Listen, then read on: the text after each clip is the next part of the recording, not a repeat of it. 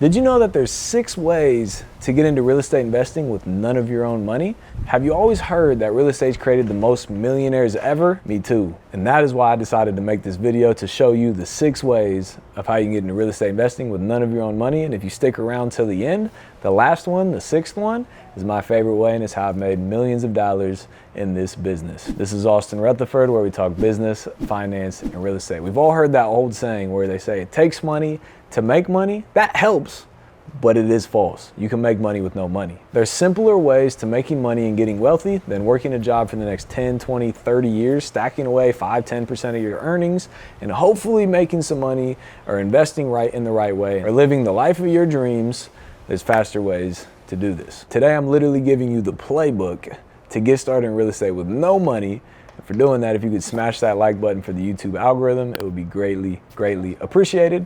And hit that subscribe and notification bell so you can get all this content going forward, and drop any questions you have while going through this video below so I can get you answers on them. So the easiest way to stack money quickly in real estate with none of your own money is something called wholesaling. Wholesaling in its simplest form is when you find a seller to sell you the property for $100,000, a buyer to buy that property for $110,000. You connect the parties and you make a $10,000 assignment fee in the middle without ever having to raise the money. I've done this many, many times before. I've made millions of dollars doing this. It is possible to make money with no money with wholesaling real estate. And explaining wholesaling would take way longer than just this video. So I've actually already made a video that says step-by-step how to wholesale. So if you want to learn that, check out that video up there after this one to learn step-by-step how to wholesale houses. The next way to get into real estate with none of your own money is something called co-signers. I have a lot of young people that ask me, 18, 19, 20, 21, 22 years old. They're like, how can I own real estate? How can I own a rental property, but I don't have credit, or I don't have income, or I don't have 2 years of income, or whatever it is. And they ask me all the time, how can I own real estate? The way to do this is through co-signers. So what this means is when a co-signer comes on a loan with you, you're buying a property, you don't have good enough credit, or you don't have enough income, you get a co-signer to sign on the loan with you. They're liable for the debt. So, it has to be somebody that trusts you and believes in you, but you get their credit, you get their income, and now you can qualify to buy the house together. So this is a way where if you have friends or family behind you that believe in you, they can co-sign on a loan for you to get you into your first real estate deal. And a year or two later, you can refinance them off of the loan, take them off so they're no longer liable. You're 100% liable because it's taken you a year or two to build up your credit or build up your income. So now you can qualify for it on your own. And some people might say like, well, why would somebody do that for me? Maybe family and friends will do it for free. What if you need somebody else to do it and they're not doing it for free? It's okay. Give them part of the deal. Give them an equity percentage in the deal. Give them part of the cash flow. Help them help you. Give them some money to convince them to co-sign on the loan. The next way is called subject to real estate investing. Now, this is a way where truly you can own a house with none of your own money. Now, there's some legality issues with this and some disclosure things that you have to do to make sure you disclose to the seller what this is. But basically what it is, let's say a seller still owes $80,000 on a mortgage and they just went out of the house. They're like, I went out of the house, I want to move, I don't want anything to do with it. So what they can do is they can sell you the house. So you take title to the property, they keep the mortgage in their name and you pay their mortgage on their behalf. Again, there's some legality issues with this and they have to understand that the mortgage is staying in their name and what can happen when they do this. But as long as you disclose the right way and everybody's on the same page, I have a lot of friends that have done a lot of subject to deals and made a lot of money from doing it. The key here is just being transparent and upfront and making sure that everybody is on the same page. But you own a house, they deed you the house, you're the owner on title, the mortgage is in their name, you pay their mortgage, and you never have to use any of your own money because then you rent it and then that rent pays the mortgage for you. Another way to get into real estate, specifically on the rental side, is called AIRBNB arbitrage. This has been around for a couple years now. What this means is there's a landlord renting a property, right? Let's say they want to rent it for $1,000 a month, but that's a very hot popping area. So you can rent that property for $1,000 a month and then put it on Airbnb and rent it out and make, let's call it $2,000 a month. You get $2,000 for Airbnb, you pay $1,000 in rent, and you make $1,000 in profit. You can have an Airbnb without actually owning the property. Airbnb arbitrage.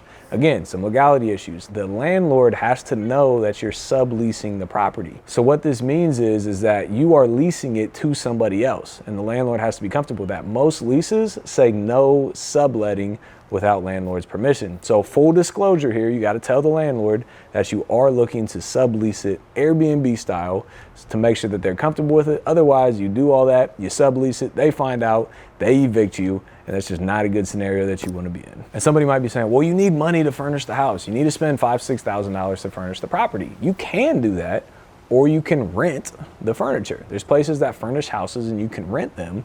You just got to make sure that the income will cover that rent of furniture. The other key thing here is you lose a little bit of control, right? Because you have to pay $1,000 a month to your landlord.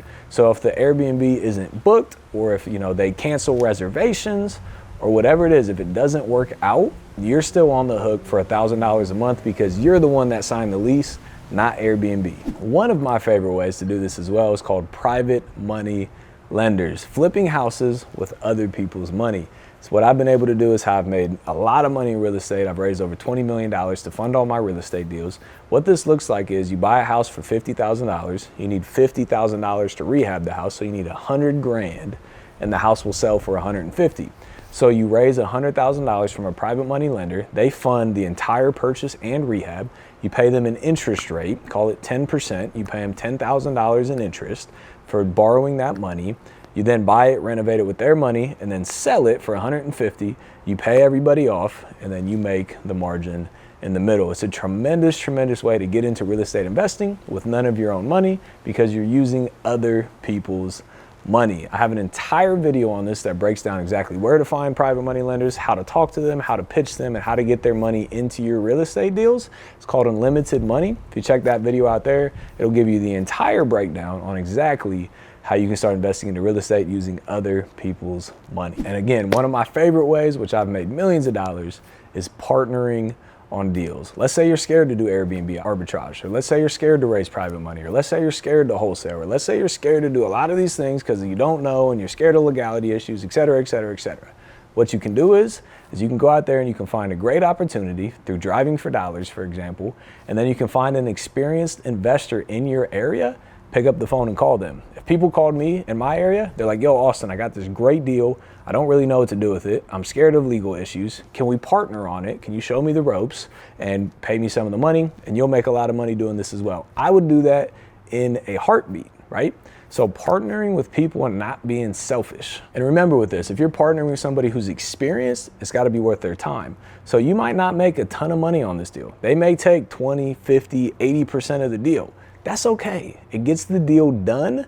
You now have confidence. You now know how to do the deal. You now know how to write contracts. You now know how to do all those things that you were scared of by partnering on a deal. You have the confidence and the knowledge now. Then you can take that and go out there and continue doing it on your own and make a whole bunch more money because you're confident now. As you can see, there's many, many ways to get into real estate without any of your own money. When I started, I was nervous, I had doubt, I had fear, all these things. But if you take this knowledge from this video and watch the other videos that I've pointed out here, you will have the knowledge to start taking action for yourself. You may even have a lot of people in your circle talking negatively about you, saying that you shouldn't be doing what you're trying to do by starting real estate. That is okay. I've said it before, confidence is one of the most powerful things in the world that'll get you through a lot of hate and a lot of negativity. So partnering on a deal is a tremendous way to build that confidence. And if you struggle with confidence like I did, make sure you check this video out here that talks about how to get a winning mindset so you start believing in yourself. If this added value to you, make sure you smash that like button for the YouTube algorithm. It would be greatly, greatly appreciated. Drop any questions you have below. Make sure you hit that subscribe and notification bell so you can get all this content going forward. As always, appreciate you being here. We'll see you on the next one. Peace.